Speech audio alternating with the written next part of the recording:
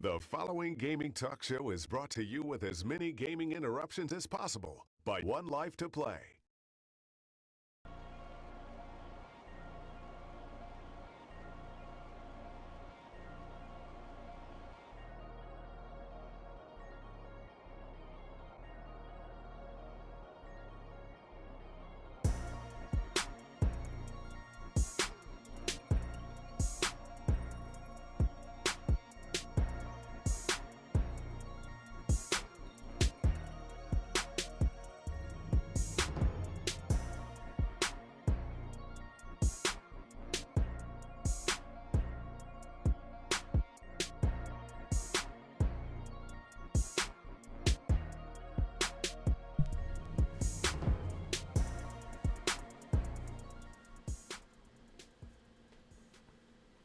Hey, what's up? I'm Larry Brass. This is One Life to Play. And I'm P90. Welcome back. All right, this is another week of gaming talk and gaming discussion with your friends who you know and love, me, and myself, P90, or I say myself, P90. P90 to my left here, probably to your right. I don't even know how that works. How does that work? You guys tell us which side is he on. I don't know, so I know which way I need to reference this guy over here. But behind the glass, we got LEM like we do every week, producing the show on the ones and twos. We got a big one to talk about today. We got some big news. That's Xbox 180. They should just call it that. That's what they should have just called this one. But we got the Xbox news. They did a reversal on the whole DRM situation. But we're also going to talk about some PS3 and PS4. Sony's breaking some consoles, so we'll get into all that. Plus some new behind-the-scenes footage that we gathered, want to share with you guys. And other than that, we want you to know that you can find us everywhere and anywhere. Twitch.tv/OneLikeToPlay. That's where you're watching right now. You can probably do it on our website as well, OneLikeToPlay.com. But in the meantime and in between times, during our weekly shows, you can always follow us on Twitter, like us on Facebook, get all our updates, and make sure you subscribe on YouTube. That's where you're going to see all our gameplay. One of the good things that we do have at One Like to Play is a great podcast crew that does the podcast Get the Effing Phone. Jace and the crew over there, they just got actually a new member of their crew, Rich Sweet, who's joined them, and he has some really good thoughts too. So that next podcast will be up tomorrow, but you can check out last week's podcast over at OneLikeToPlay.com. Other than that, I did have to mention, when it comes to gameplay on YouTube, the crew of Get the Effing Phone is now producing some gameplay footage for you guys. And you can find that over on YouTube as well. So make sure you subscribe and comment, like, share everything that you guys see over on YouTube. But other than that, we might as well just get into what we always do. And what's that? Let's get to Around the Room. Let's do it.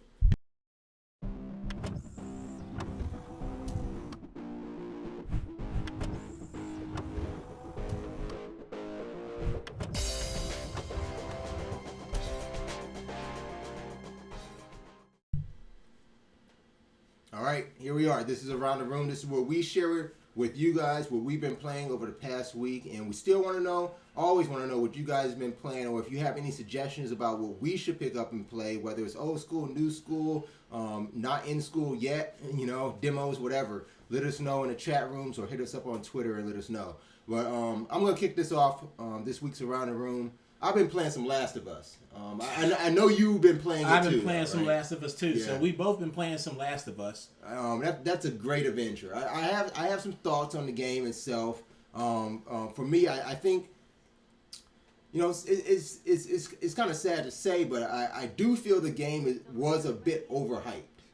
I appreciate the story, and that's not saying that it's not a great game, but everything that we saw about the game before it was released, we kind of thought the game was more like, Heavy Rain, or, you were really getting into some, kind of drawn away from some gameplay, but really interaction with environments and stuff. Intuitive situations. Yeah. More thought-wrenching processes. And that's in there and everything, and I do like, the puzzle aspect of some of the points in the game, and one of the great things that stands out to me about the game is the story, and this is coming from the folks at Naughty Dog, who have done Uncharted series, which was an outstanding IP, and they really took it all the way through Uncharted 3. What was Uncharted 3? There was Among Thieves, and then after that, Drake's Deception, and all that stuff, you know. But for me, Last of Us plays exactly like Uncharted. And that could be why I love it, though, you know. I haven't played Uncharted, but I always watch people play Uncharted. I love to play this game, and I haven't even played Uncharted. So if I play Uncharted now, it's going to be like... You know you're going to like my eyeballs are going to be even bigger, like... Yeah, I mean, but that's the thing. They have improved the graphics over graphics of Uncharted. You could really tell that they took a lot of time with their environments, and that's what I really like. Like, everything about the environment, it sticks with you. It's like when you go somewhere. I've made it a point so far as I go through the game, you know, not to leave any stone unturned. Right, we're looking around for things. The notes, right? Find a lot of notes. Posters. Even the notes have graphics. Like you could just read the note literally, or it will bring the text up for you. Yeah, did you? I learned that late. Or you can flip it over. Right, I learned that really late. That you can hit square. You can get a text of the note. I was literally sitting there trying to read people's scrawls and handwritings and stuff because it still blood looks stains so on it, and it still looked really good. You know, it reminds me. I mean, it feels like it almost feels like a Resident Evil kind of gameplay. It's just Resident Evil was never open world though. You're always corridored. Yeah. So, but this is a lot more open. Even though it seems a little bit corridored, there's like 3 different ways. There's multiple paths you could take. The game may be linear in nature, but there's so many ways you can go about doing it. You could go different paths that have alternate endings. Yeah. Like I don't know about. Well, no, I don't know. I don't know about alternate endings. We just know that if I need to get to the point A and the point B on this big, huge map, I can go this way, through this building. It might cut through a sewer. Right. So I've gotten to this point in the game, and I'm going to lay down some premise because this is, I think, what we were missing from the intros and trailers that we saw about Last of Us prior to its releases. I was a bit misled myself. You know, I knew that he traveled with a female, a young female girl, and female girl. That makes we're done. A young lady, whatever. Nice. So I know he traveled with her, but I didn't know exactly how old she was. I really wasn't focused in the trailers exactly what her name was. So like when the game starts, it's really one traumatic moment that you witness that I'm thinking like, shit, I did something wrong. Because I thought I was supposed to, that was the girl. You could probably take that as it is. I'm not gonna really get into depth of what it is, Can't spoil that. But I don't want to spoil that for anybody. But again, I'll just tell you this: if you start Last of Us, if you start it late and you go play it now, the first 10 minutes of the game, keep on going. You didn't do anything wrong. Everybody runs into that. Play the game. For me, it's something that I just got to finish the story. I keep on playing the game because I want to get more into the story, and that's exactly the feeling I had with Uncharted.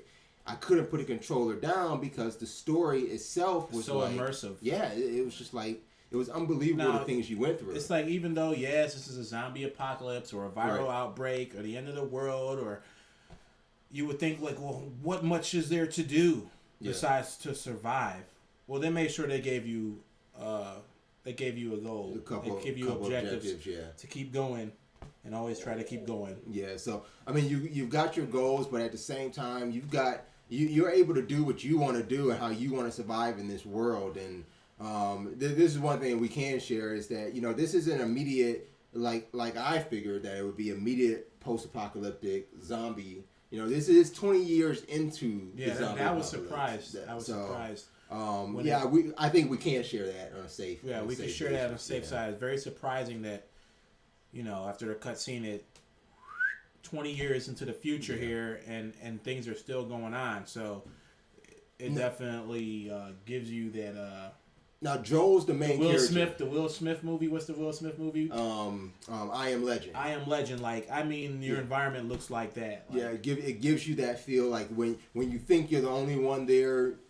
And you really start thinking that, I would say maybe like 3 maybe even 5 hours into the game, you still kind of think you're the only one there, you and your team and the young girl that travels with you. But, later in the game, you start getting that feeling of I Am Legend, or more so even, that, like you said, that Resident Evil feel, or even Book of Eli, almost. Yeah. You start getting that type of feeling of this game. And I think they do a really good job. You see some gameplay behind us, and what's kind of going on is what I find the most intriguing part of the game is that you can go into numerous buildings. Yes. You're always in a building. You have an option to run into a building. You may come into something that you can't unlock. Yep. So if you go and you can build things, that's another aspect of the game. The weapon upgrade, I do like that. I appreciate there's none of that. Let me hurry up and switch to this weapon. Like, there's no pause. There's no game freeze. It's always live action. If I'm kneeling down, going into my bag to get other things out, things are still happening. People are still getting killed or hurt, or people are still chasing after you. You have to always be on your toes. You have to be on your toes, man. You have to be looking out. I love his listening system. And, that's an amazing thing. Because you don't actually stop time. You don't slow time down or anything. But you do have a ability to listen real hard and figure out what path you want to take by what's presented to you on that particular map, or a particular I guess this area of your journey. But I think one of the shining parts about The Last of Us is its weapon and inventory system. Yes. Like, one of the things I never really liked about zombie games is that how do you walk through a post-apocalyptic world and just happen upon a Band-Aid or a med kit and bam, you're good to go, or you happen upon a knife and there you go.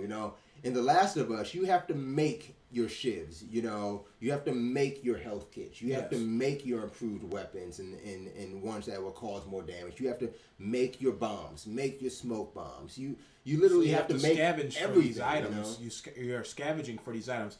You find your guns and things like that, and you find your bullets. But it might only have like 2 bullets in it or something, right? But you have to scavenge to what we want to say, put some nails on the tip of a bat. Yeah.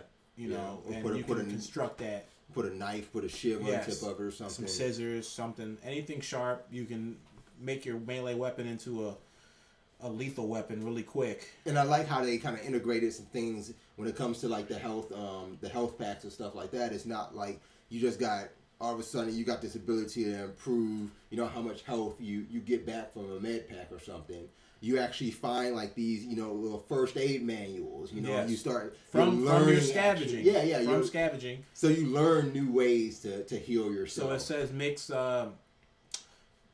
what's that? The plant, the purple plant. Oh, I like the plant. I like the plant feature. I keep on thinking like I'm finding some cannabis or something. Yeah, or mix that plant with some alcohol or something, and now you have a different way to heal yourself. So that's what it does. Keep that kind of Resident Evil-y kind of mix my herbs up. So, and I mean, one last key point of the game is just the dialogue. The way they talk to each other. Everything's talking. Yeah. The only thing you're reading is your notes and manuals and things like that. But then that's where it's approved. It's not like stop and talk or stop and chit chat. It's like you're talking along the way as you continue with this journey. Yep. And it's like you're so immersed into this world and your characters that you have nothing else to do but keep the controller in your hand and get through it. Can we bring that gameplay up just for, because that's my around the room too. Yeah. I don't know if we have that one available full screen. No? But, okay. Because I was going to say, we could talk, anything else that we have to say. And that's the thing. We can probably go on and on about The Last of Us. Right. We'll throw it in full screen, and you guys can see that a little bit better. But but with it being just a week out, I think we can, save our conversation. Let the gamers, we'll let you guys, pick it up on our recommendation. If you have it already, play through it some more. Get on our level, you know what I'm saying? But you did have a point earlier this week. It would have been nice to have the campaign co-op. Yes, that would have been wonderful. Yeah, but they do have a offline or an online feature where you can play against your friends and scavenge more items that you can bring back into the campaign. Now, I think that is one thing that's remarkable. Like, it's not just like your multiplayer is just going and playing multiplayer because you want to play with your friends, right. But it actually has a purpose even in the main campaign. You can bring those items back. You can bring those skills back, and you can continue through the game that way. Now, what difficulty are you playing on? Normal. Normal. I'm on hard. I actually learned through a blog post somewhere that playing on hard gives you the best experience, and you can always notch it down a bit if you get stuck. But here's the one thing about the game: you can only play the X difficulty plus if you beat that difficulty. So if you're playing on normal now, you can't go back and play hard plus until you beat it on hard. So the only option you have at that point is to only play normal plus. You can't even go and play easy plus. You have to beat it on that difficulty first before you can play the plus. I don't even know what the plus. What is the plus? So you can basically take back the same skills and weapons and equipment that you got at the end of the game. Start the game again with those abilities and with those items. Well, but you can't stack up into a hard level. I'm just playing on normal because I can actually know where I need to go through the game, and then if I go back and play it's fun on hard. That's probably why you actually are farther than me then, because I die a lot. I died a lot on normal. Yeah. Now you just need to try hard then. Just go ahead and notch it up right now. The difficulties. Have you unlocked any trophies in The Last of Us yet? Yeah, I think so. I haven't seen any trophies that I've unlocked yet. Maybe I'm just not paying attention because I'm so into the game. It was. I think it was because I made something before they told me how to make it.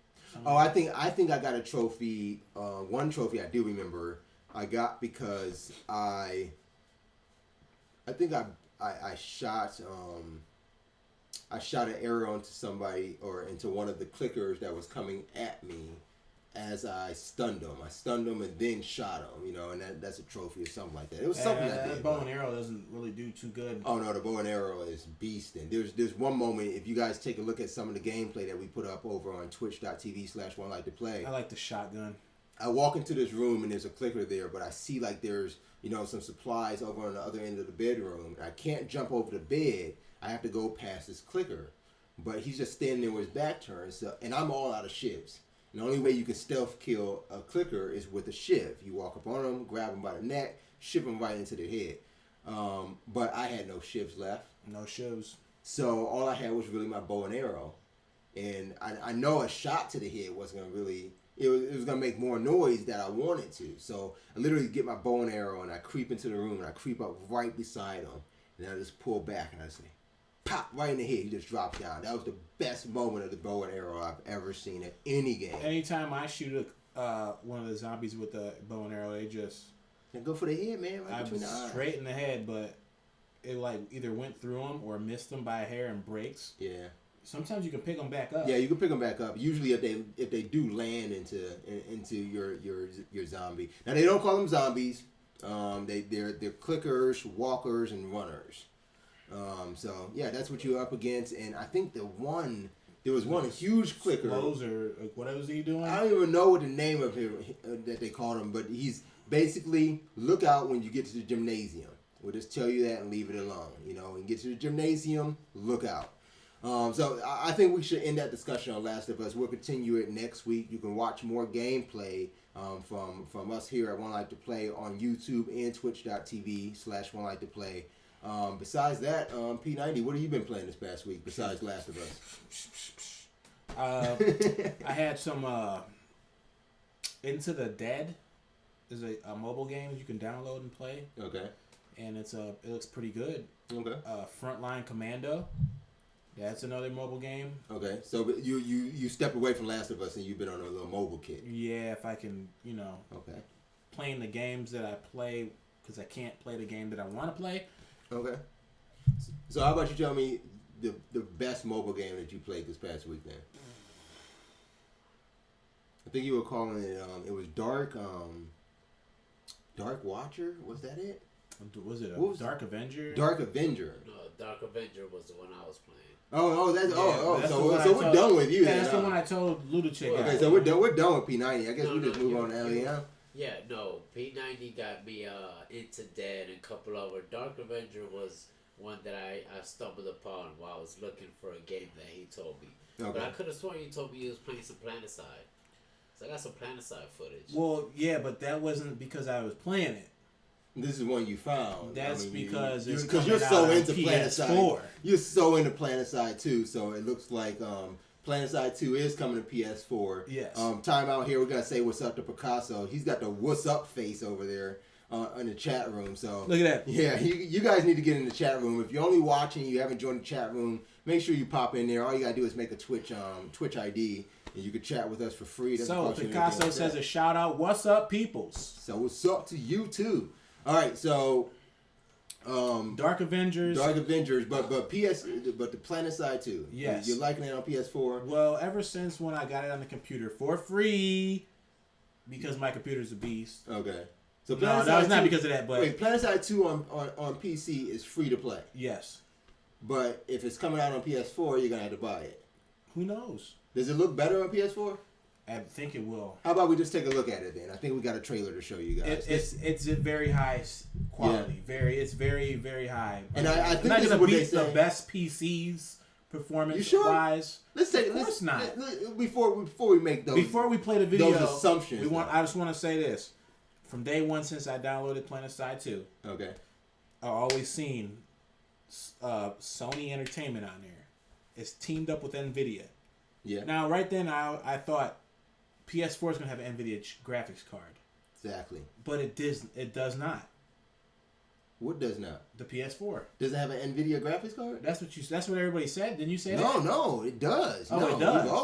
It does. Well, wait a minute. I thought they said that they both agreed to use AMD. No. Yeah. No. For their processing, and that's the biggest difference between what I see in the Xbox One and the PS4. Okay. Is that they're using these dedicated chips for graphics and then game processing. Okay. So yes, PS4 NVIDIA graphics. That's the way to go. That's better than do not believe I'm that going on Xbox record One that has NVIDIA. NVIDIA is we don't a level above ATI. We don't know what Xbox ATI got. is very. I think it's ATI. I think it's just going to be an ATI onboard chip. It's going to be an AMD slash ATI. Which now the I like AMD. AMD processors over Pentium processors. That's true. I like them for gaming. When it comes to gaming, right? Now, if you're talking about doing some video production work like we do here at One Light to Play, yeah, you're gonna probably want a Pentium. Maybe. But if you're doing some gaming, try it on my computer and see what you think. Well, let's check this video out. All right, let's see some PlanetSide 2 on PS4.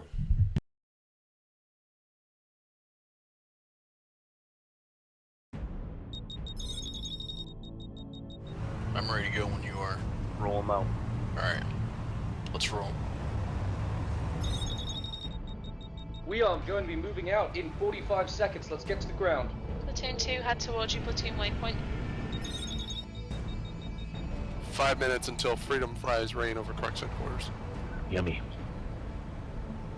Nice job on that quick loadout. Move out to squad waypoint. Alrighty, platoon 2, grab some armor. Reaver trying to attack our Sunday. Command, this is Air. Enemy liberators dispatched. It needs a shock and awe. Oh, it's about to get a lot busier and I'm Moving out in 5. Alright, roger that. 3, 2, 1. Move. Go, go, go. Drop your shield and fire! Hit Sungream Station from the south side. Roger that. Better positions. Keep moving into better positions. Airstrike now, go, go, go. Command, this is Shadow 3. We've taken Iraq's comms. Airwing, this is command. I need you to clear spawns at the Bastion.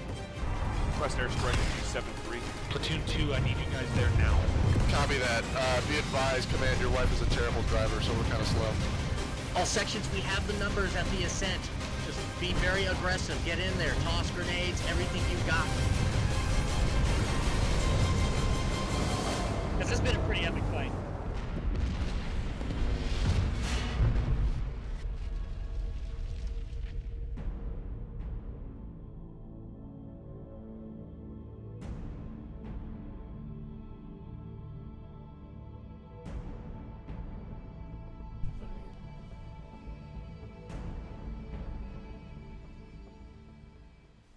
Sony.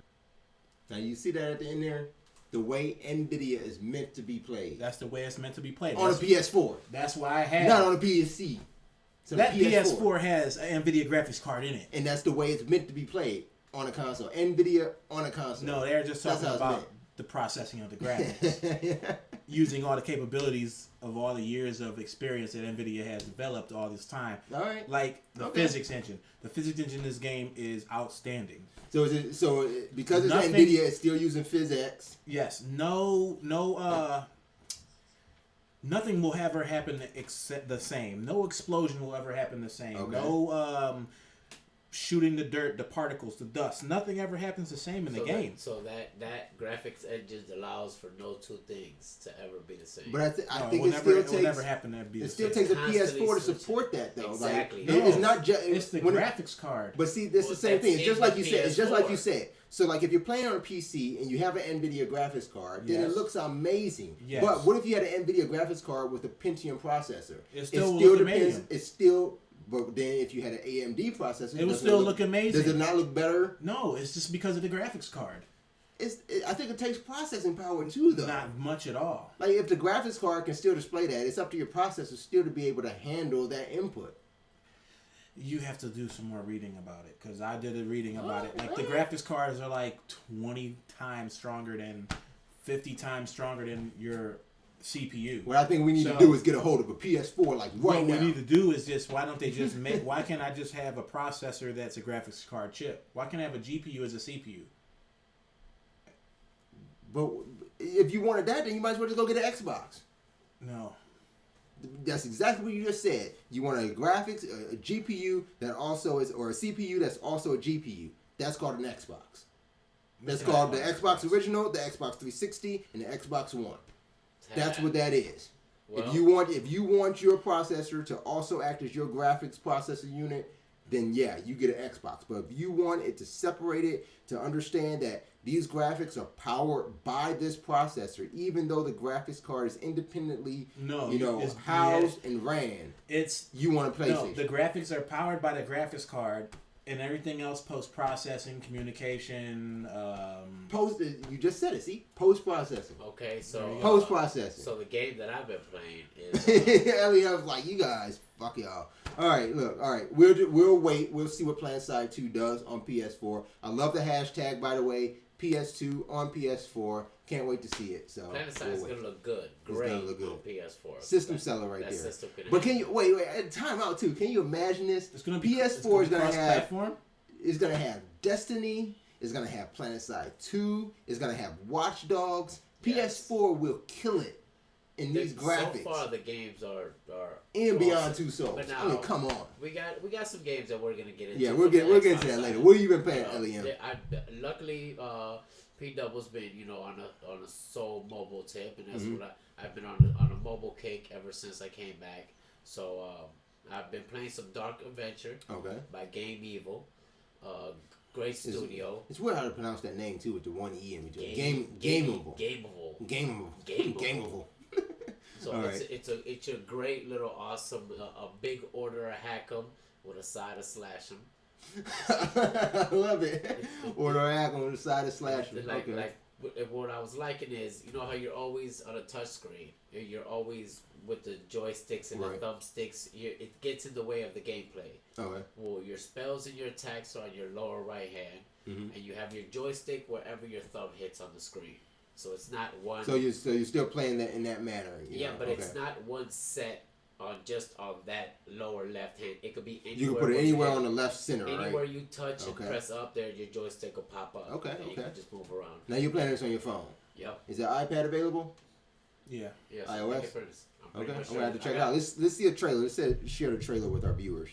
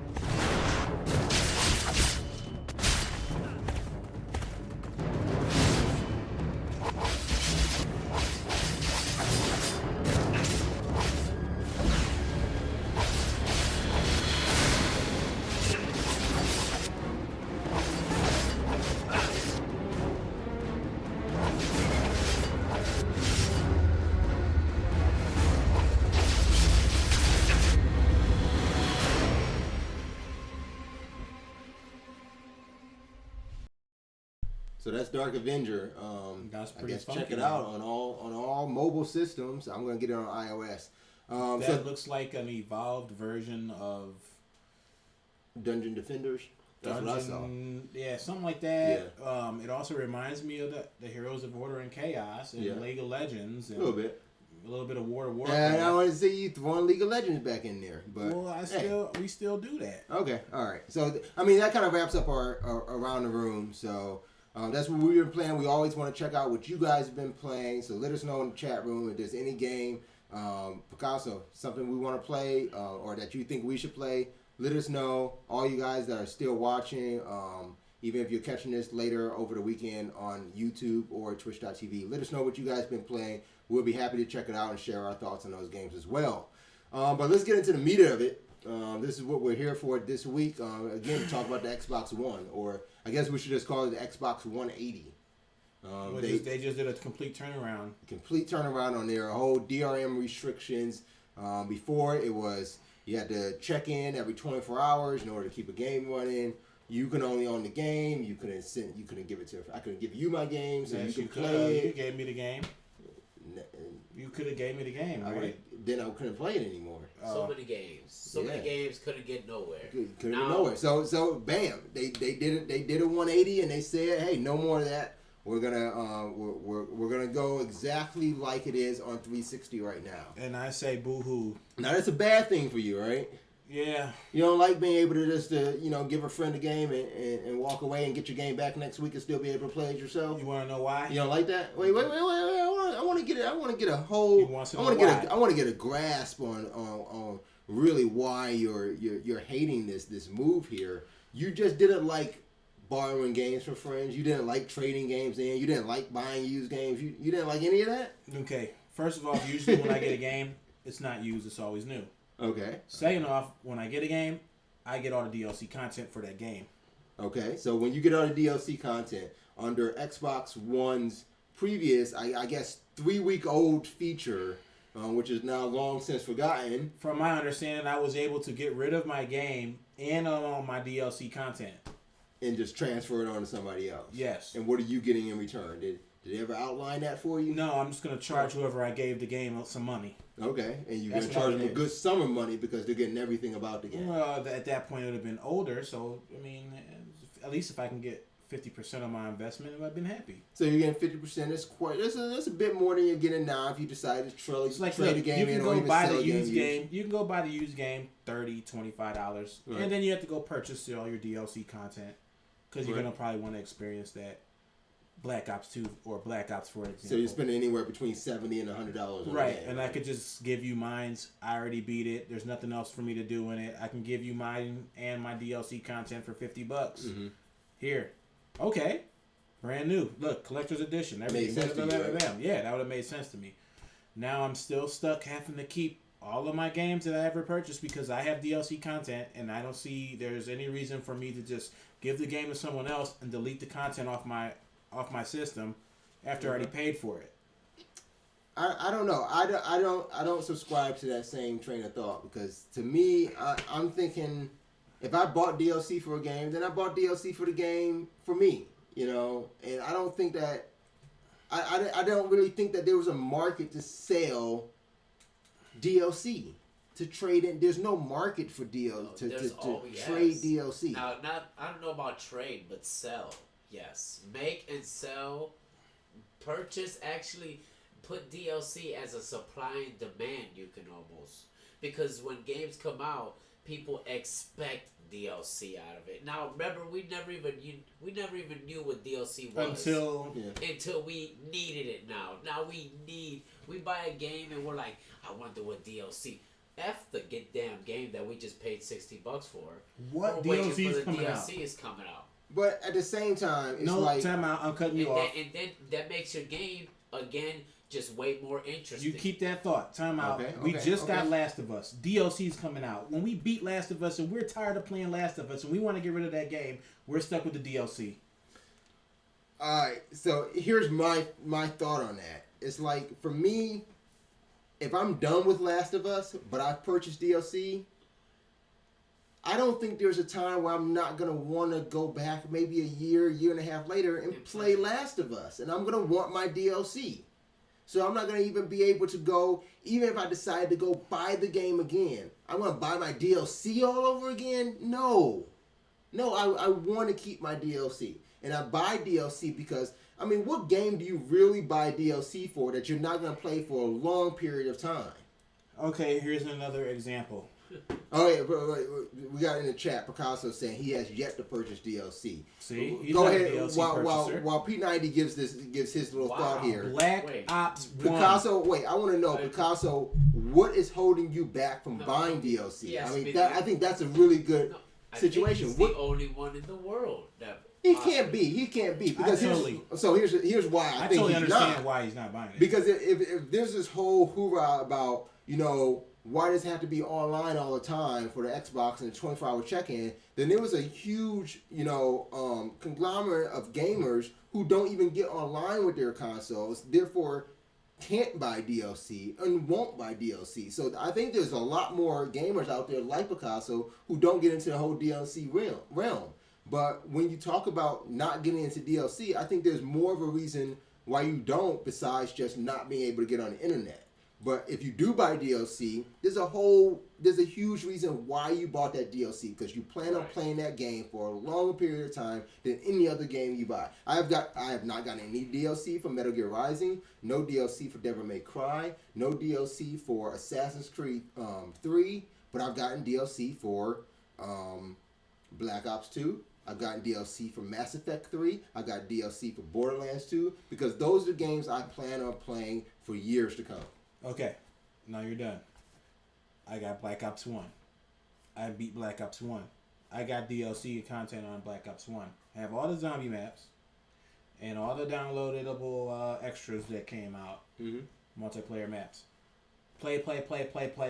Modern Warfare 3 comes out. Everybody stops playing Black Ops 1 and they're on Modern Warfare 3. Not true.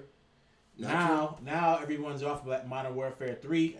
Got some DLC for that. Everybody's on Black Ops 2. Not true. I got DLC for that. So now I have two Call of Duties with Black Ops 2.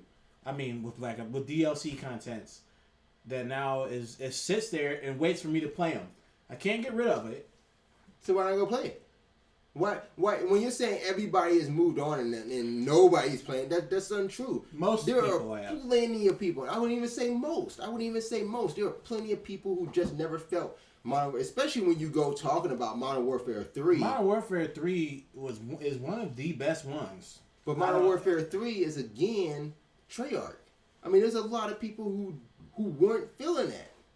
Or I mean, Infinity Ward. That's Infinity Ward. I don't know why you guys weren't feeling it, because you were limitless on your class builds. Did we forget what happened to the big heads of Infinity Ward? Did we forget that they left? Like, why were you so behind Modern Warfare 3 then? There were a lot of people who just did not give up Black Ops, because as soon as Modern Warfare 3 was announced and then released, Black Ops 2 was already in the works by Treyarch.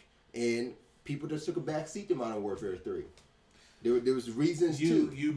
But you're missing out though, because that gameplay experience is pretty insane.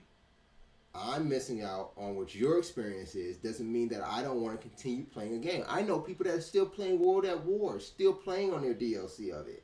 And for me, it makes sense that if I want to visit a game 2 years later, even if I sold the game, if I sold my physical copy of the game, and I kept my DLC.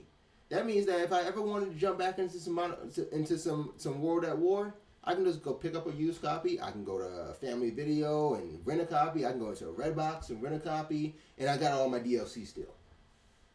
Which is fine. But that's how it should be. But what about if you wanted to get rid of your DLC?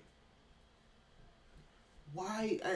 I guess I'm hung up on that. Why would you want to get rid of your DLC? Because you're not gonna play anymore. But you never bought. So you're buying. Why are you buying? Okay. So let's back it up this way. Let's say it this way.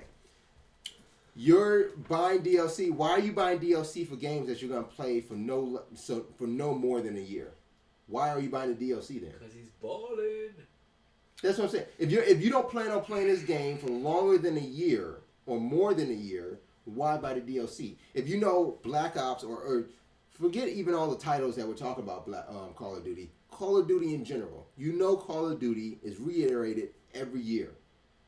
Why buy the DLC if you know you're going to move on? You're missing out on stuff that you could be playing. You get bored with the same old maps over and over and over and over. So you're going to buy something that you can keep on playing later, right? You're doing it for the different maps, the different experience. But you're buying it knowing, even though you want to play that as the game it continues to be out and continues to be quote unquote hot in the games and for gamers, you know you're still only going to play that game for 10 or 11 months. You're still going to drop $40 for a game that you know is for you as a gamer is only a limited time. Why drop the money on DLC? I kind of agree with Picasso here. He's saying like the DLC shouldn't be paid for. DLC, he said DLC seems more like a company is just being greedy. You know, it should just be included with your game. So if it's not included with your game and you plan on playing a game only for this set limited amount of time until the next one's released, why drop $40 on it? Why not just sit back and wait for the next one? If you want the newest and greatest thing, not just save you money. You can save $40 over 9 months. Sell the game for $20 more and include the DLC packs. Oh, now you became retail. Now you became a merchandiser for Microsoft. Now that's something you need to write into Microsoft about. That's what I feel should happen, should occur. But before something like that occurs, you shouldn't throw in this point where, nobody else can play the game because you got some DLC and you might want to sell that DLC. Especially when games don't come out. There's no game. What game do you know came out with DLC? We're talking about a person who said, I want the freedom to do what I want with my games. Yes. So if I have DLC content for my games and want to get rid of it, why can't I sell it or trade it off at the same thing? Like the same if I had a game. I own a digital license for it. For me, I believe DLC and games are two different. You know, that's apple and oranges. When I say I want to do what I want with my apple and oranges. When I say I want to do what I want with my game, that's what I want to do with my physical game. But when it comes to my digital content, I got the digital content because of me, because of what I wanted to do with it. Now, give me this. Answer me this. It takes up X amount of hard drive space on your system. Back it up. Back it up. Bam. Forget the hard drive space. Back it up. Back it up. And here's this. With the new consoles out, purchase it, download it, play it, run it out of the room, delete it. You want it again? Go back and download it again because you already paid for it. Bam. You can always have access to your DLC. But then if I go under Xbox One's old rules, then I trade it in and I trade in my DLC. I can never get back my DLC again.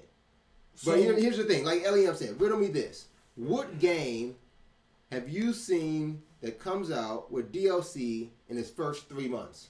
Well, I don't know, but I sure would like, what is it, Batman? I would like to have Batman's Batman DLC content. That looks pretty good. I just don't want to pay for it.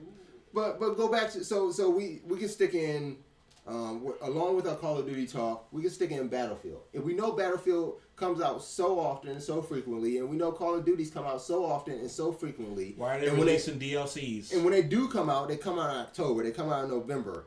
When they come out, you don't see DLC until spring. Your first pack of DLC, you don't see until spring. Well into, and at that point, you're only 6 months away from coming out to the next game. Listen here. They release 4 DLC packs per game. 4 DLC packs, but when does the first one come out? When does the first one come out? The first one doesn't come out until 4 or 5 months after the game is released. That's when you're only 6 months away from the next one. When you could just buy all 4 for X amount of money. So get all 4 packs. And then let's call it season pass. And at that point, you could have just have that price incorporated into the game. So bam, I bought my season pass. And make everybody have to own the content. And I guess you gotta get a trick back. This is one thing I never thought about. Now that you're bringing it up, though, if Xbox One's rule still stood, and I went and got Black Ops 2, and I bought the season pass as well, so I got the season pass of content that's not even out yet, and say it comes down to the month of June, like we're in now. Mm-hmm. We still 2 more map packs into. And you can let Black 10 Ops 2, people right? play that game. But how do I sell? Right? How do I now sell under Xbox One's old rules? How do I sell Black Ops 2 to somebody when DLC still hasn't even come out? How could I sell that to somebody? DLC's not even out. How do you price that? Preemptive strike. And I've already bought a season pass. $79.99. $80. Get a game and all the DLC. Yes.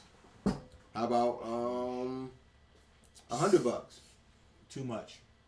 That's what you're paying now. That's what you're telling me. That's what you're paying now. Much. That's what I'm saying. That's too much. And when that happens, you still want to keep it all.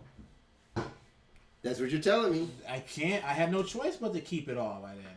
So then if you don't want to keep it all and you put $100 into it or $110 into it, you think you want to trade it off. Right. And you're going to trade this off when the next one comes out or before the next one comes out? Whenever you get tired of playing a game. Whenever you just get Now tired that of goes it. right back to my same point originally when you say you get tired of playing a game. How do you get tired of playing a game that you just spent $100 on? You spent that money because you want to play that game for longer than your normal games. Because more newer games come out and you got to stay on the wave or get left behind. All right, so Xbox is getting left behind, and they felt it. You know, they felt they were getting left behind. They decided to change the rules, and they go back to the same format that they have for the on Xbox the Xbox 360 right now. So what are you losing now? You're losing being able to send your DLCs out. It's the same thing. I mean, it's the same thing. And one key thing. I'm losing the ability to give my DLC away, too. That's what I lost. I mean, I guess that makes the gaming community really split down the middle. And for Xbox to pull what they did, to say it's this way and make half their gamers happy, and then the other way to make the other half of the gamers unhappy, I agree with Platinum Dragon X in the chat room. Xbox One is gonna flop. Because being this indecisive from the get-go, 3 weeks after you've announced your console, revealed your console, and given restrictions on DRM, you've already flopped. You've already sent 1/2 of your market share over to PS4, and then you think you're going to pull that half back by flipping and doing a 180. What do you think about the ones that you just kept then? The ones like P90 that you just kept. You sent them now to PS4. So it's just like, you're about to lose everything. That's funny. Picasso said he's going to save his DLC money for gas. For gas money, right? Gas money. And you're going to need it because now what Microsoft is saying is like they're going to stick to the digital retail copy of games. So you're going to need to drive out and go get a game unless you want to buy it digitally. And at that point, you really absolutely have really no lost recourse. out. You have no recourse there. You're not going to be able to get rid of their game. So one thing that Xbox fans, by really asking for Microsoft to come to their senses and do it like we have already, and let people trade games, borrow games, loan games, however you want to say it. When it comes down to used games, now you're left without one of the key features of Xbox One, and that's family sharing. Now the family sharing thing, I know now, like with the 360, I can have you and I are roommates. We have one Xbox console. I have a sign-on, a gold account. You have a gold account. But if I go buy something on the gold and we're playing on the same console, if I leave the house and you jump on a console, you can't play my content. Even though it's stored on that Xbox, you can't play it. Not unless you created a sub-account. The sub-accounts. So the sub-accounts. Now, how these sub-accounts work right now in the Xbox 360 is that, you can't have access to my content. But supposedly the way it was going to work on Xbox One is that I was going to be able to share my content with you and not just make, a sub-member of my account. You had your own account, I had mine, and I would just share it with you because you're a family member. Because you put you in that circle. Right. Like Google.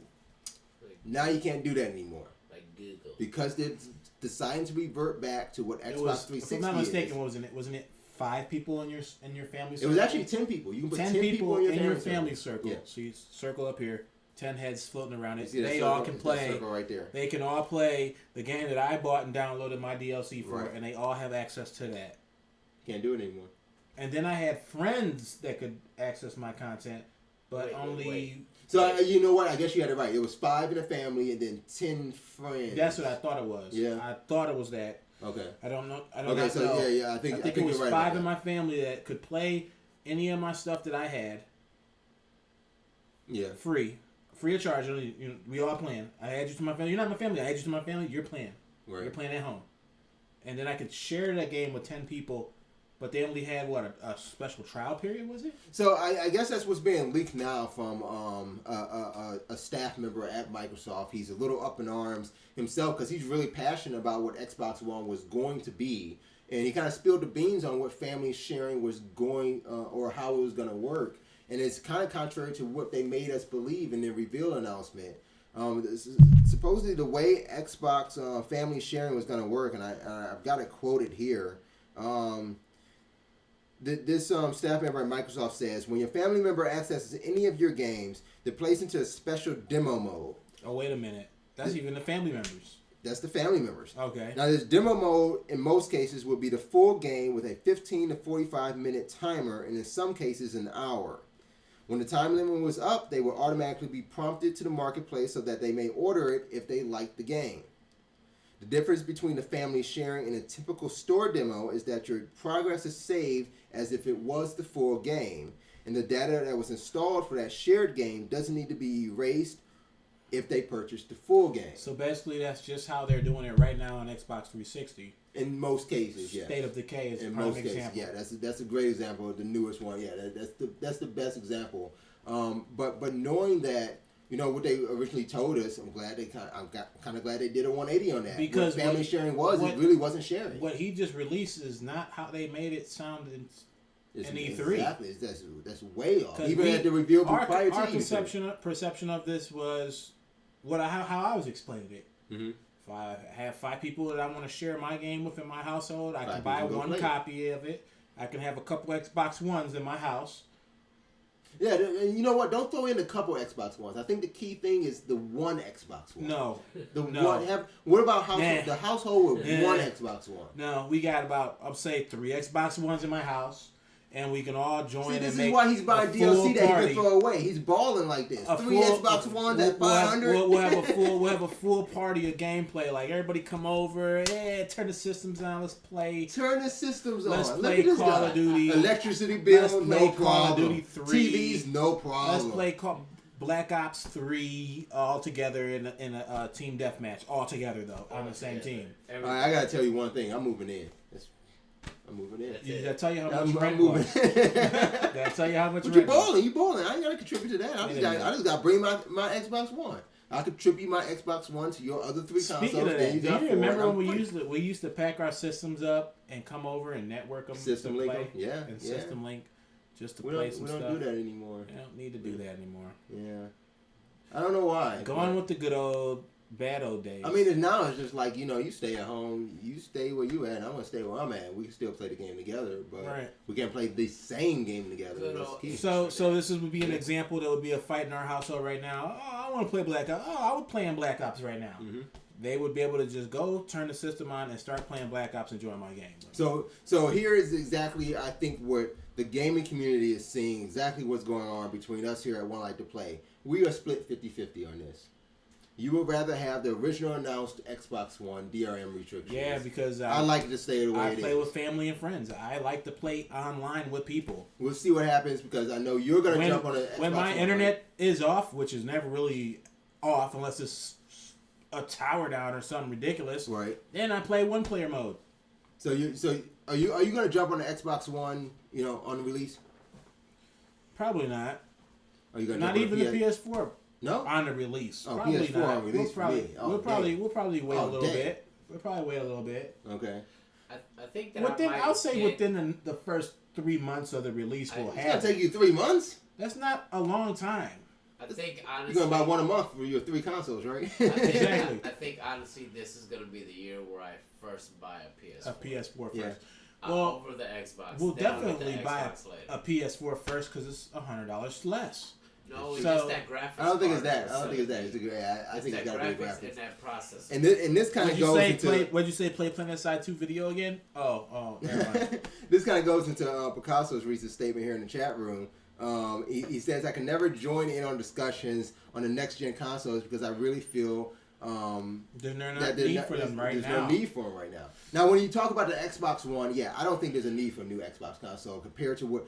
When you compare it to what we're seeing in the Xbox One in the graphics arena and even in the game offering, I don't think they need a new Xbox console. Now PS4, they have truly upgraded the console. Everything is better. And I think the PS4 is absolutely needed in order for that console, and in order for that, that gaming community of PlayStation gamers to go to the next level. That's needed. Xbox, I don't really think they needed to do it. I think they did it because PS4 did it, because Sony did it. That's probably why. I really, and you kind of see that with when PS4 revealed, and didn't even show the console. Xbox felt that they had to one-up it. Let me show the console, and that shit looked shitty. And the shit looks shitty. There's no other way to describe it. It looks like they literally threw another housing on an Xbox 360 and said we have some more exclusives that I think they still could have just came out with on 360. Wait, what is that? That's it right there. That's it. There it is. This is it. This is it. The Xbox One. The famous clip. The famous clip. I love that one. But one of the main things is when... No matter what, I'm going to be Tony Stark some stuff over here, all right? And 3D glasses.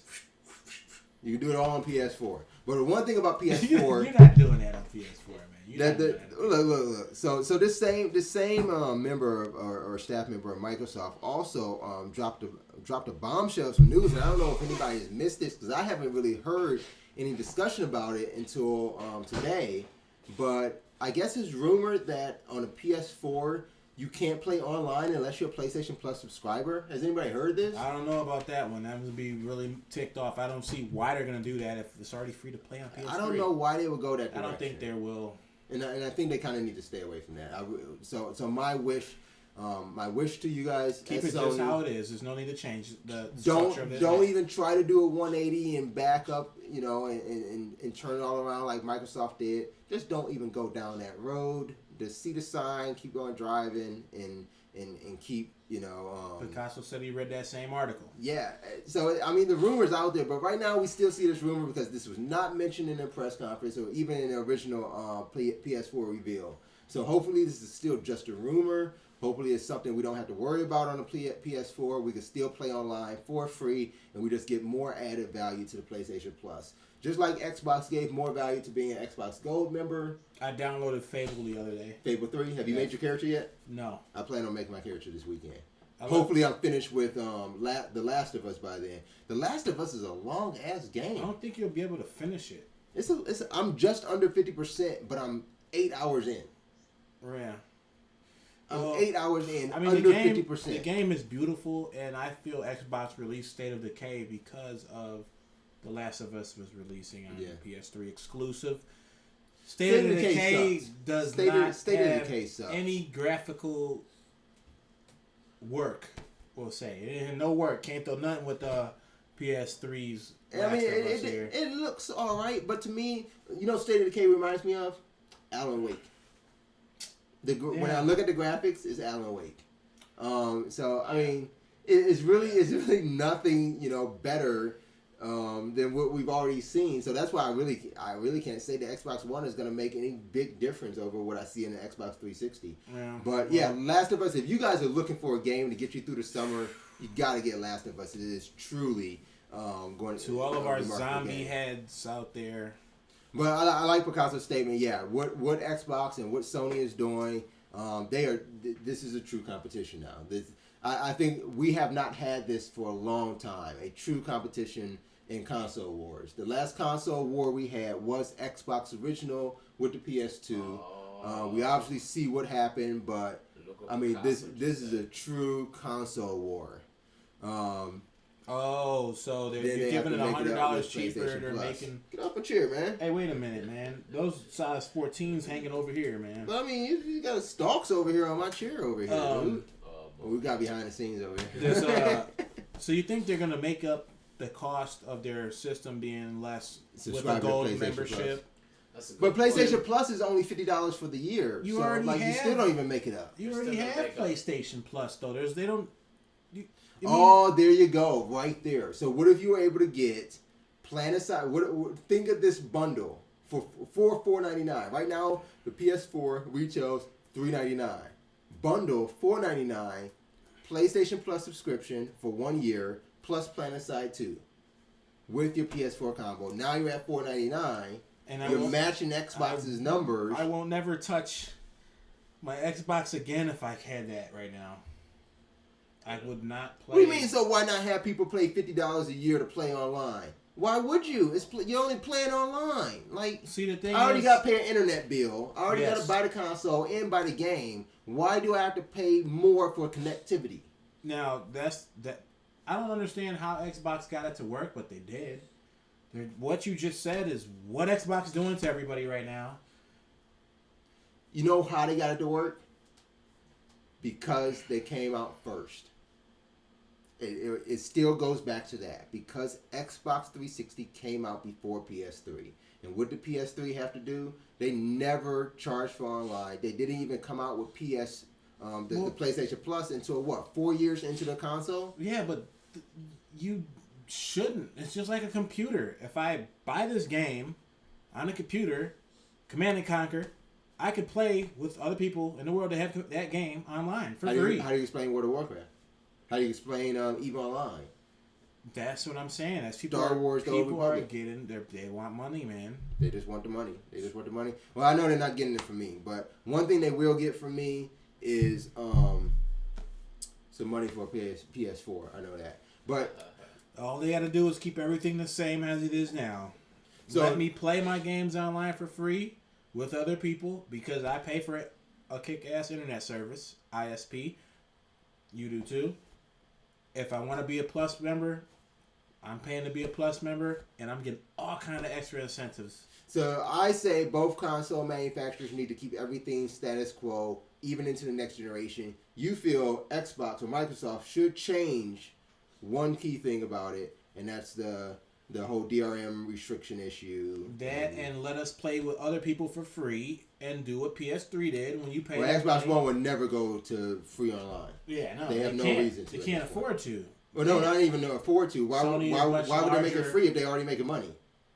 Because their system's $100 extra. But I'm saying they're already making money by people paying to play online. Why would you ever go back to free? Dumb move. That would be the dumbest move ever. It's not going to be a dumb move because Microsoft would never. Everyone's going to have PS4s now, Xbox. So what are you going to do? No, Xbox is taking over living rooms. Mark my word. Xbox is not taking over no living room. Mark my word. Yeah, see, I like that. Be the first to do something, and you shall be remembered. That's exactly what Picasso said. So that actually kind of segues into why Sony's in the news now. You do something the first time, you'll always be remembered, and Sony is notorious for issuing updates on consoles that will brick your console, whether it's the PSP, PS Go, PS Vita, PlayStation 3. They are notorious for bricking a console, and they have they have done it again. Are you serious? They have done it again. PS3's new update in the news, system software or system firmware 4.45 is bricking consoles across the world. Well, I know when I got Last of Us, I turned my system on and did a whole bunch of updates and stuff to play Last of Us. So, well, you probably did an update. Did you do a firmware update? Did you do a system software update? And my 250 gig PS3 flat is just fine. Yeah. Well, not the flat one. The one right before the flat one. Yeah, that flat one. I do actually want to get a flat one before the PS4 comes out. The little top loading one. Yeah. No, I want a top loading. Oh, you got a top loading one? No, I want a top loading. Do you have any pictures of that? Because I don't even see them. Oh, we got to check that out. We'll probably get that up on Put it on the website. We'll see it on the website or on our Facebook page. But that top loading one is pretty nice. I do want to. Went all the way back to PS1 then, huh? But it's not like a top loading with like a flip up tray. It's kind of like slides over. It's still awesome, sweet. man. It just kind of slides over. You drop it in, bam, bada bing. Bam. I actually just got my stereo out. Remember the old 5-disc changer stereo where the tray comes on, you gotta rotate the CDs and stuff like that. Kind of reminded me of that. So yeah, I took it back. But yeah, PS3 update, bricking consoles. I haven't updated yet, but I feel sorry for PlayStation Plus subscribers because there's that whole auto update feature. It would be just my luck to go home and try to pop on Last of Us. Turn it on and bam. It bricks.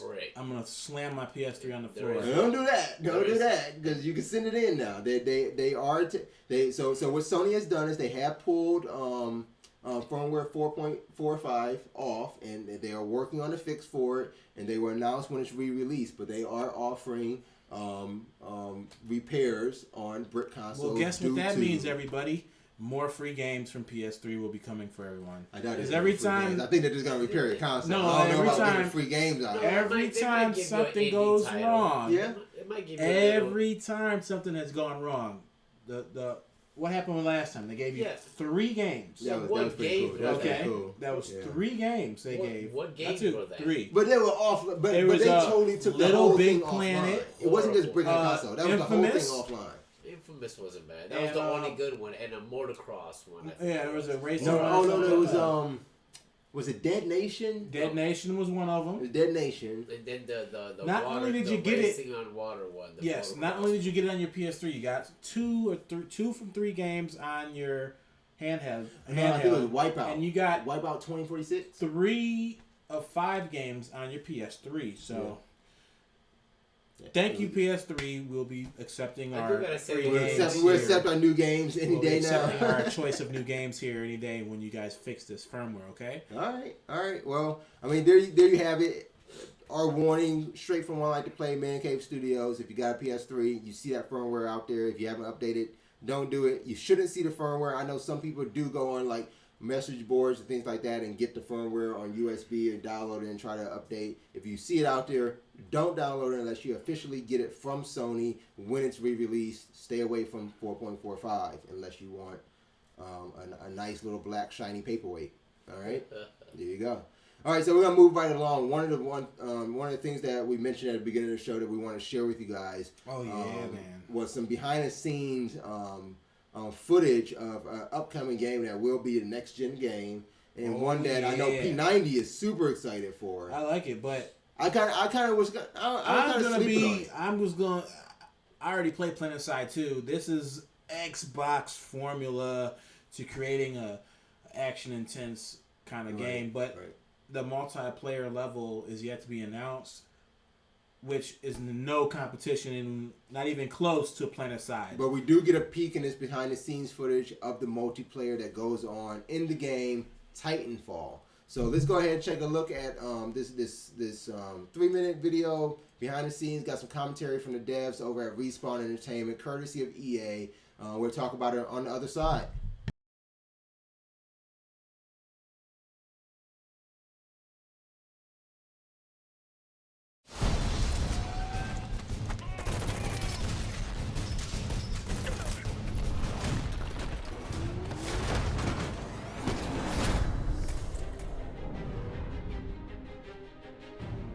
We started on Titanfall, we had a couple main goals we really wanted to achieve.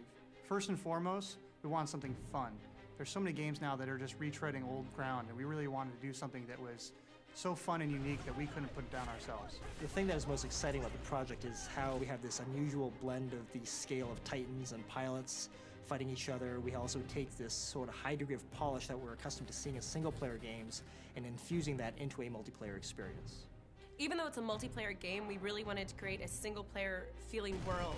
We wanted to make the worlds a lot more compelling and relatable to the players. One, because you get an emotional attachment to it, and 2, it helps in tactical awareness. You feel as if you're not just part of a multiplayer crew of, however many people. You're not just there with your friends, you're with this living, breathing world that reacts to you, salutes you. That you walk in and you're like, yeah, I'm the man. Like, you just have that vibe. Go, go, go!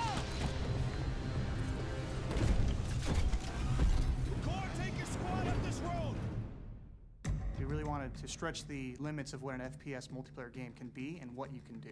One of the things I'm most excited about is how many different things you can do in the game, from the scale of the Titans and pilots, the really cool weapons, and the amazing movement. The Titans are extensions or evolutions of modern experimental exoskeletons. We treat it as if you're looking at the ultimate evolution of a battle tank. We're really trying to redefine what you think when you see giant robots on screen. They're not lumbering, they're really fast, they're agile, they're fun. There's a lot you can do with them. We wanted to make a game that pitted 2 different kind of playstyles and almost 2 different games on top of each other. Naturally, it was a real challenge to balance the 2 to make sure that the Titans felt quite agile and fairly quick without overrunning the pilots completely. The Titan versus Titan experience could almost be its own game, and the pilot versus pilot could be its own game. But what we found was the most interesting things happen when the Titan is fighting the pilot. As a result, our geometry and our levels has been built to accommodate both the scale needed for a Titan to get around, as well as a pilot to be able to get to all these different places via wall running, via double jumping, mantling over things. But it's really the interplay between the two that's really special, because you can get in and out of your Titan at any time. It's a really quick, seamless interaction. And the IMC, battle projection say it's going to be real close.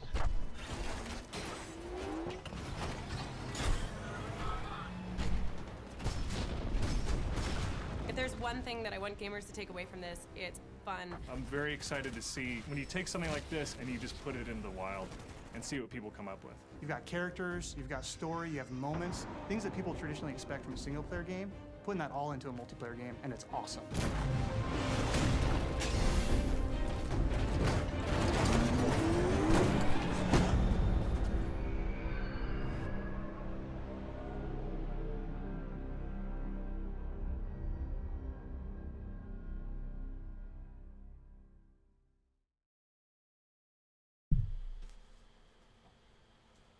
All right, so there it is, Titanfall. Behind the scenes, you see some multiplayer. I like the wall running. Yes, the jetpacks. Okay, this game has. Look at this guy. He's got to take a deep breath. This game has jetpacks. I'm running, jumping off walls, getting to all kind of vantage points. It's not linear. We have levels. We have that all creates a different aspect of warfare. Then we have these humongous Metal Gear Solid, not so mechy, very fluent. Just like if you were just, it doesn't take anything away. It's just right then and there. Yeah. I'm jumping. I'm moving. I'm aiming. I'm moving just like if I was I'm just a giant. I'm just huge. If you're a pilot, I can. Well, actually, I guess everyone has the ability to be a pilot, but there's only can be one at a time. There's a meter. It says a timer is like ticking. I don't know if they should do it by scores of kills or who gets the most kills first, or I think it was just a timer saying, like, hey, your Titan, your Titan is ready. You know, call it down. Yeah. And it will just drop down out of the sky. The jetpacking and things like that, though, that remind me of PlanetSide 2. So, PlanetSide 2 has a mech, but it's not anywhere to the magnitude of this giant. You know, this giant. It's a little bit. It's much smaller. I want to say maybe 8 to 10 feet tall, maybe something like that. The graphics are outrageously crispy. When inside the mech it's a whole different world. I mean, the environment does look nice too, and this is probably one of the only games that I saw at E3 in the Xbox or in the Microsoft conference that made me think that maybe the console did take a step, in the future because you're looking at environments that are interactive, they're destructible. Yeah. They're did I say interactive already? Yeah. When it comes to the wall running, I think I'm with Picasso. I mean, that's what really did it for me. It's just like when you're able to navigate, and I think that's one of the key things when you look at playing multiplayer shooter games like Battlefield or Ghost Recon or even the Call of Duty, is how do you navigate those maps in those environments? Right. And when you talk about you can do this wall running, double jumping, they're wide enough for a Titan to get through, yet small enough for a regular soldier to navigate. You got squads everywhere. You got shit going on in the background. I think taking advantage of all that space and asset and arena really says something for your console and where your graphics are headed. Yeah, I'm not saying it there yet because it is multiplayer, and I'm still concerned exactly how that's going to run, in my home. When you talk about having that much occur, I mean, that game looks totally awesome. I want to play that game. I think everybody will want to play it. It's just how long will I be playing it? Right. And with games like is it a one and done 2. You are not going to give up on PlanetSide 2, are you? No, because of the games like PlanetSide 2, where I can either drive like a Hummer, I could drive an APC, I could drive a jet, I could drive a helicopter, I could drive, I can get into a miniature Sound like mech. you saying Battlefield. But yes, it's Battlefield, but in the future, what you want to say. It's just like a futuristic Battlefield, like 3 fractions. But then this is kind of why when you talk about PlanetSide 2 and you're kind of comparing it in the same breath as Titanfall, I think that's what Titanfall does have a step over, or a leg up on that, is because it's not the same gameplay. And when you the way you describe PlanetSide 2, there's nothing new in it. It might look better, it might look gorgeous. You want to know what's new in it? What's new? What are you offering? 1,000-man servers. Yeah, 1,000-man servers, but then we're talking about PlanetSide 2 on a PS4. No, they're not going to be 1,000-man servers. Why not? Because it's on a PS4. It's on a console. It's on a console. But PlayStation is the first to cross-platform gameplay.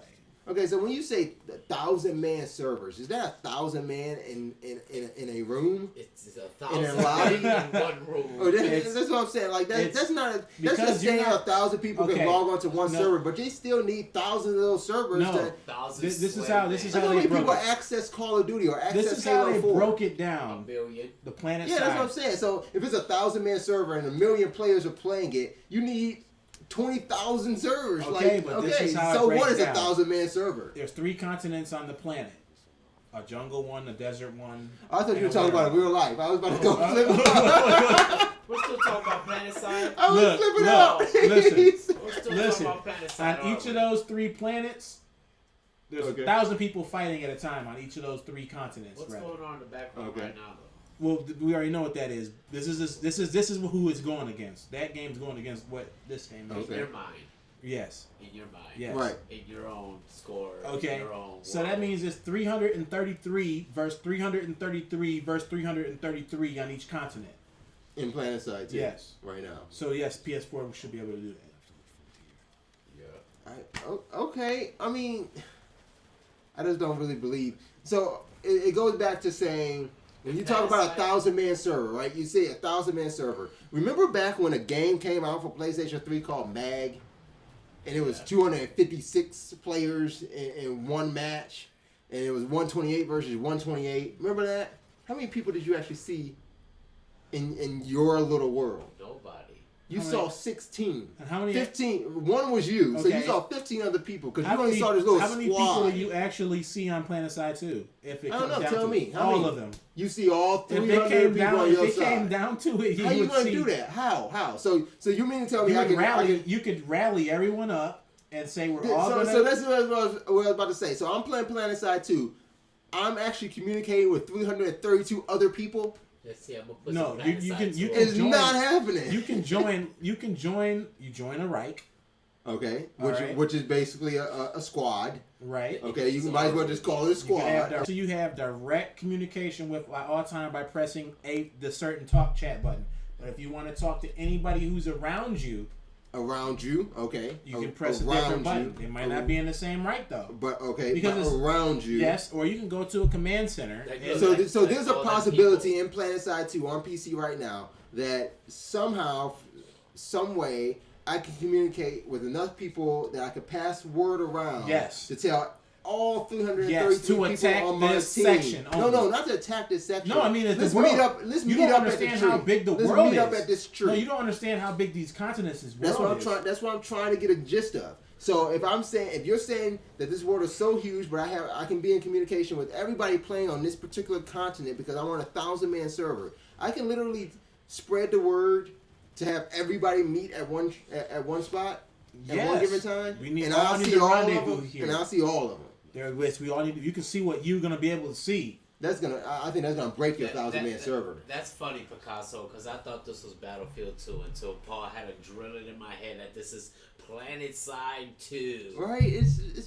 And I'm not taking away from what the game can do when you're talking about how many people can play on the server or how many people you can interact with. What I'm talking about is what are you offering new gameplay wise? What are you offering new? That's why I say Titanfall has the leg up, and it's something that something new for you because you're going to be controlling this mech. It's not going to be new for me because I control a 10-foot mech in that one. In PlanetSide 2? Yeah. You control a 10-foot mech. Yes. Are you wall running? You have jump packs. Are you wall running?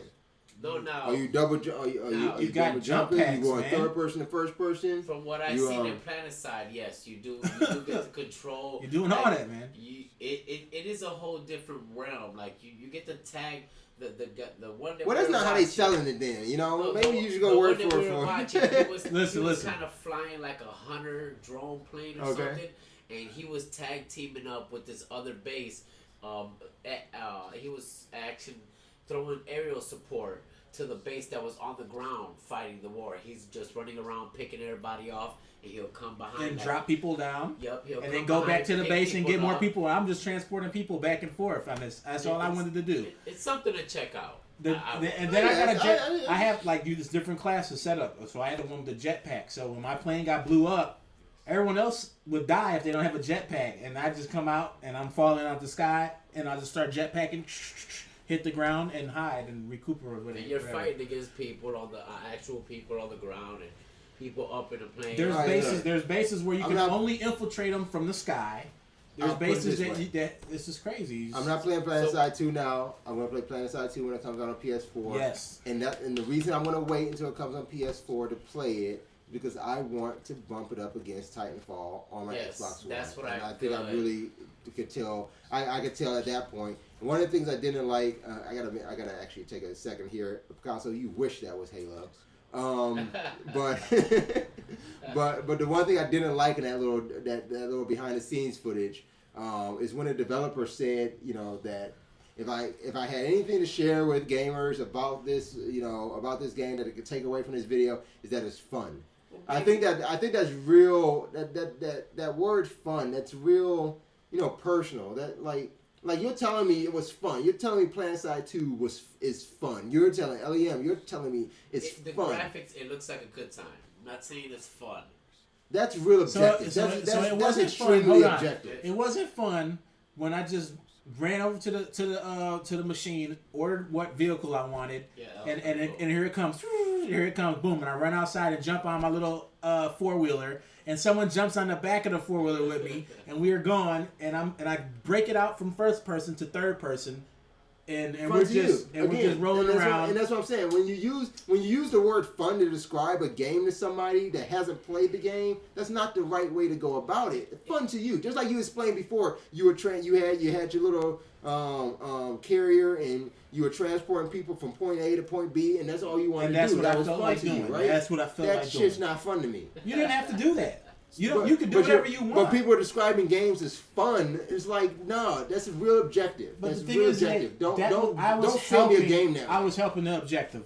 We eventually took over that building. It was like a huge domination on this continent. You are taking that was intriguing. Control of lands. That was intriguing. That was a great Command experience. centers. When you take control of those command centers, you have the opportunity to spawn there. I tell folks at Respawn, don't ever describe a game to me as fun. It reminds me of a Defiance with a lot more vehicles, a lot more high-tech vehicles. Defiance, I wish I would get more into it. I'm really trying to get into it, but look, he's trying to get into Defiance. But Last of Us is really taking some time. It's taking some time. That's the reason why I'm not into Defiance is because The Last of Us has taken some time away from it. So did Dust 514. Now Dust 514, I will say, it can give Defiance a run for his money. That's cross-platform game there that you're talking about. But I'm not going to describe it as fun. Okay, but it's a cross-platform game. It's a different experience. So what makes you think that the PS4 is not going to be able to cross-platform? With PlanetSide 2? With PlanetSide 2 for PC users. All right. I mean, if it does, all the better. Okay. I mean, I guess all the better. But I'm concerned about how it's going to handle, like what you describe as a 1,000-man server. How is it going to handle that in a console arena? Yeah. Why not? Titanfall, I give 2 thumbs up. I give Titanfall 2 thumbs up. This is a game. I told him about Titanfall, and he didn't want to pay attention to it last week. Last week, no, I was not paying attention to it. I'm saying, hey, check this game out. But as soon as you describe it as fun, I'm paying attention to it just because I need to know why you think that I'm gonna get it because it's fun. But they did show some things that intrigued me. Like we said, the running and jumping and running on walls with a jetpack. I'm sorry, but if that's the only feature, I would buy the game just for the wall running. I'll get it just for the wall running. To answer Picasso's question, I don't understand why it's an Xbox exclusive. I bought it first on the PS3. I think you're talking about Dead Rising. Am I correct? I got some Dead Rising. I think he's talking about Dead Rising 3. Was Dead Rising originally on PS3? I don't think so. I don't think Dead Rising ever showed up on a PS3. No, I think it was always I own it on PS3. Dead Rising 2. Yes. Yeah, Dead Rising 1 was the Xbox original. Yes, it was an Xbox. I mean, Xbox exclusive, yeah. No. Dead Rising, the original Dead Rising. When he's in the mall? That's the first one in the mall. Yeah, that's Xbox even on the exclusive. Wii. That's cross-platformed. No, the one that's on the Wii is Dead Rising Case Zero. I think that's Case Zero. You guys got to Google search. Here, I'm gonna put Dead Rising trailer up, and we're gonna do some. Play it. Okay. Wait. To answer his question, yeah, it's just an exclusive release, and then it will cross-platform most likely. It's going to go on other systems as well. Right, let's check this trailer out. Let's see it.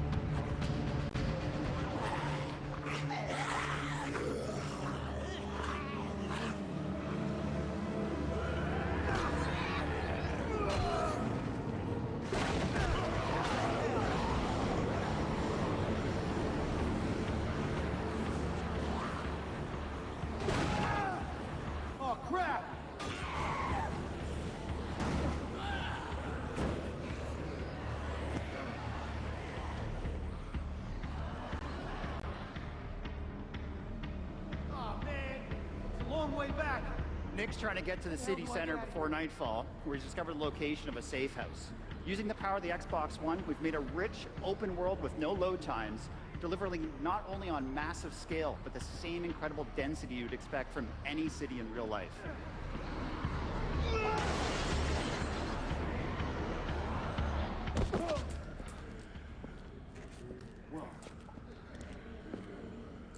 Anything and everything is a weapon, but you're not just limited to what you find. Let's go ahead and try to make something a bit more effective for fighting in the dark.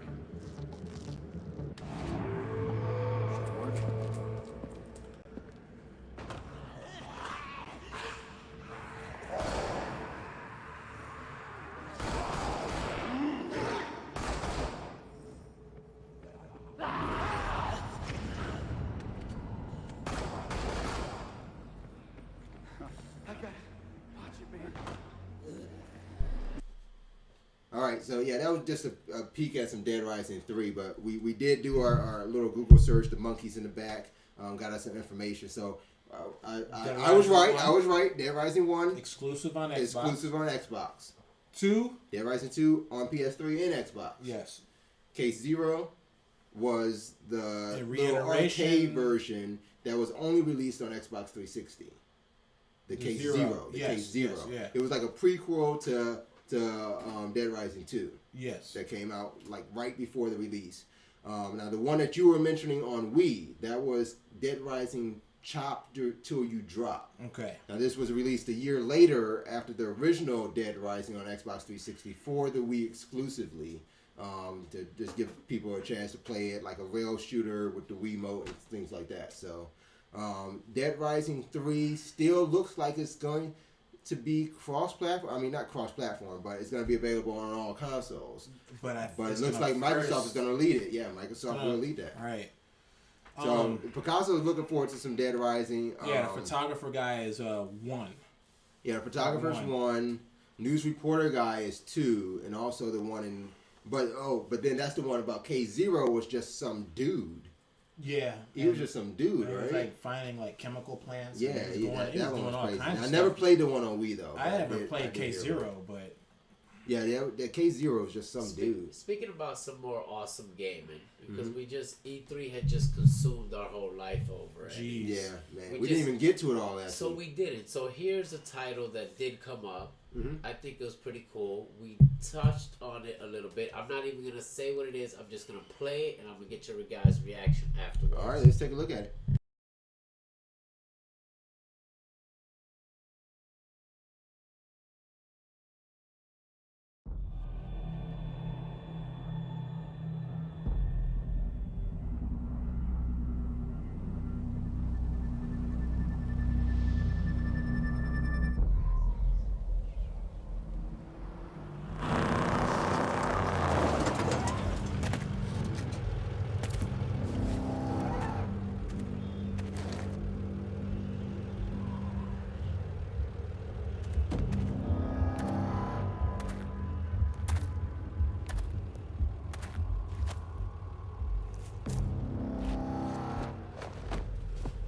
Please, kill me.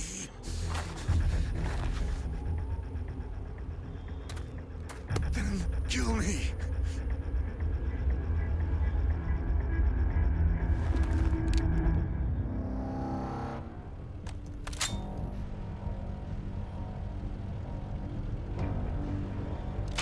Don't go. Please. Please. Don't leave me here.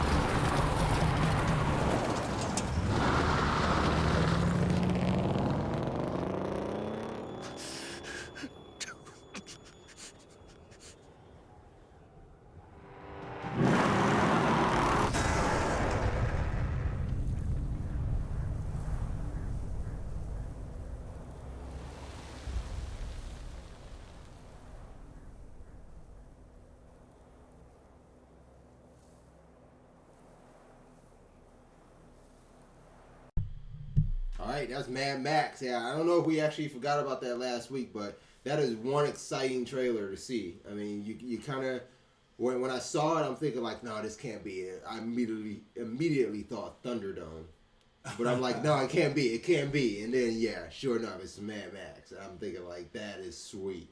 man, as long as that's game footage, then we're fine. Who do you think is gonna voice him? That's a good question. I mean, that's what I'm really curious about. Who will be voicing Mad Max? So that's one game I would definitely be following. And you can find out more of all the information we found about that game and more coming into the next generation and as we close out this current generation on OneLikeToPlay.com. That's where you always got to follow. We love that you guys have joined us tonight for another amazing show of One Like to Play Live. You can always check us out on, like I said, OneLikeToPlay.com. Even on our YouTube channel to subscribe to One Like to Play. You'll get all our gameplay footage, replays of the live show. Plus, every now and then we might, throw some videos on there that we just, sit and chat and talk and stuff like that, right? So. Did we ever get that the PS4 footage of like 1888 or something, or 1887? That game. 1887. I don't know. Oh, I know what you're talking about. I don't think we even have any footage. We didn't get to see who the bad guys were. They're just saying, "Here they're coming." But look at that. Like look at that. Werewolves or vampires or something. We got a cliffhanger for this week's show, and we'll probably get into that next week. Then we'll take a look at it and see what that's all about. I think we have to take a look at the crew and we have to take a look at that game. So yeah, there's a couple ones that we'll still take a look at. I do want to share with you guys over the next few weeks. We will have hopefully a member from the Respawn dev team that's working on Titanfall to join us here on the show to talk a little bit more about what's being put into. Oh, snap. All right. Look, in the background here the entire time, we've been watching the Game 7 of the NBA Finals, and somebody just went up for a lazy dunk. That somebody is LeBron James. Totally missed the dunk. It looked silly. Oh, that was actually Dwayne Wade. That looks silly. It's currently in the fourth quarter. This is something that we're going to want to go and watch right now. It's a game. So it counts. Yeah, it's a game. It counts. That's what we do. We game. So even when it comes to basketball. All right, so Other than that, I don't think we have anything else. You got any final shout-outs, P90? What do we have here? Unfortunately, no. We'll never seen that. It seemed like it was hinting at survival. Shout out to Picasso and Dragon, who also joined us in the chat room as well. I don't know if you're still watching, but we love having you guys. And other than that, tell your friends, get your friends into the chat room too. Just like P90 and I have our debates, I know you guys are having debates at home about what's going on in gaming news, where gaming is going to next, and everything changes tomorrow. So until next week, game on. Game on.